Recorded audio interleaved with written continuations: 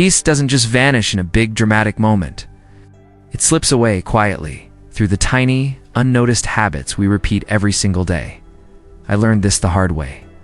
For years, I felt a low-grade hum of chaos, a constant sense of being slightly overwhelmed, and I couldn't figure out why. It was only when I started to identify and remove these quiet saboteurs that I finally understood what true calm feels like.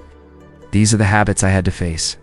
There's a Japanese concept called kanso, which means simplicity through elimination. We usually apply this to physical clutter, the stuff filling our rooms. But what about the invisible clutter?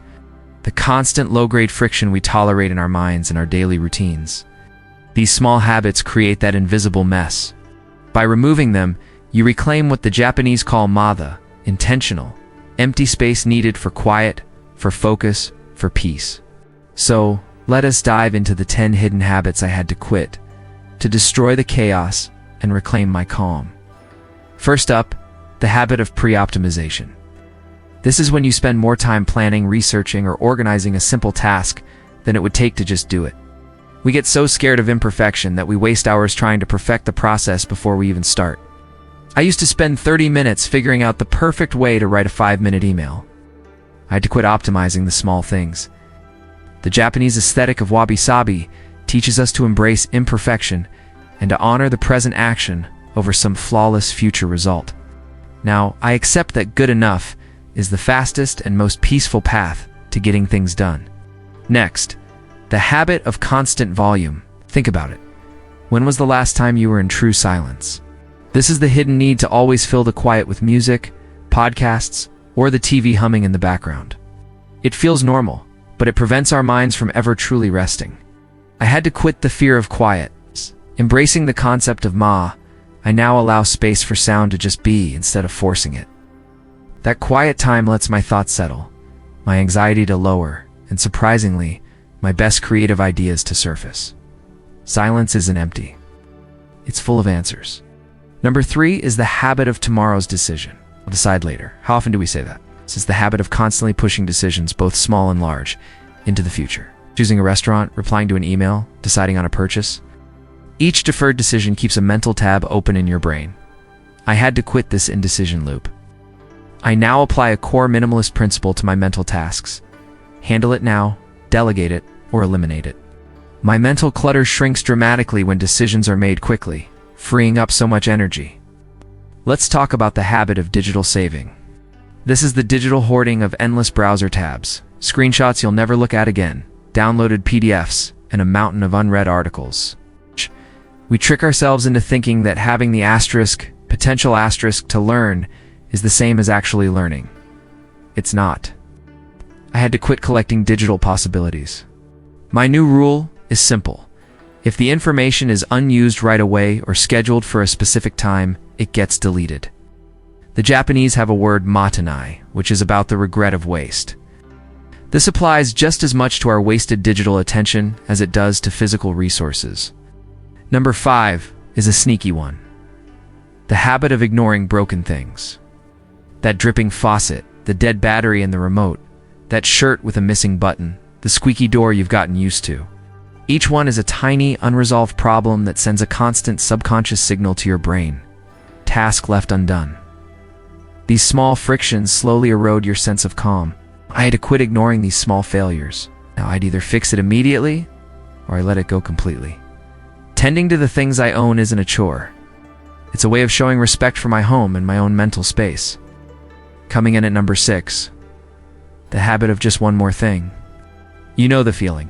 You're about to go to bed, but you decide to just quickly check one more email. You're walking out the door, but you start one more little task.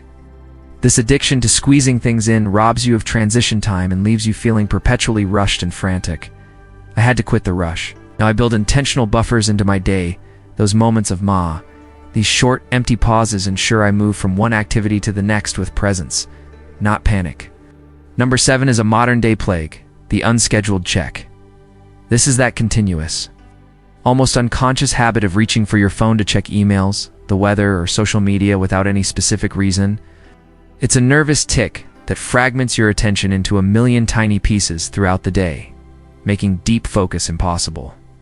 I had to quit the unscheduled check. I now use a deliberate structure, only checking my digital inputs at predetermined quiet moments. My focus has sharpened and my anxiety has plummeted. Number 8 is about what comes out of your mouth, the habit of speaking the negative. This is the casual, almost automatic habit of complaining, gossiping, or framing situations in the most negative light possible. The traffic was awful. This meeting is going to be so boring. This mindset doesn't just affect others, pollutes your own internal environment. I had to quit the casual complaint. I now strive for a kind of verbal canso, eliminating words that don't serve positivity or problem solving. When you make gratitude your default setting, your entire world starts to look brighter. Number 9 is the habit of generic acceptance. This is passively using the default settings on your apps. It's following generic advice without question, or buying things just because they come in a bundle. It means living a life that isn't actively and intentionally chosen by you. I had to quit accepting the default path. Minimalism isn't just about owning less. It's about intentionality. Every item in my home, every commitment in my calendar, and every decision I make is actively chosen to reflect my personal values, not someone else's. And finally, the 10th and most profound habit, perpetual waiting. This is the underlying feeling that real life is happening somewhere else in the future. You're just waiting for that promotion, that vacation, or for retirement before you can finally relax and be happy. This is the exact opposite of the Japanese concept of Ichigo-Ichie one time. One meeting which reminds us that this present moment is precious and the only one we are ever guaranteed. I had to quit waiting for permission to live fully. I started finding the richness, the beauty, and the peace in the simple, ordinary moments happening right now. By facing these 10 hidden habits, I didn't gain new possessions. I found something far more valuable: time, space, and a quiet, profound abundance. Your calm isn't lost. It's just buried under the noise you allow into your life every day. The moment you start removing that noise, you'll uncover the beautiful simplicity that was there all along. Thank you so much for joining me today. If this resonated with you, please give this video a like and subscribe for more content on living a more intentional life. I'd love to hear in the comments which of these habits you're going to tackle first. See you in the next one.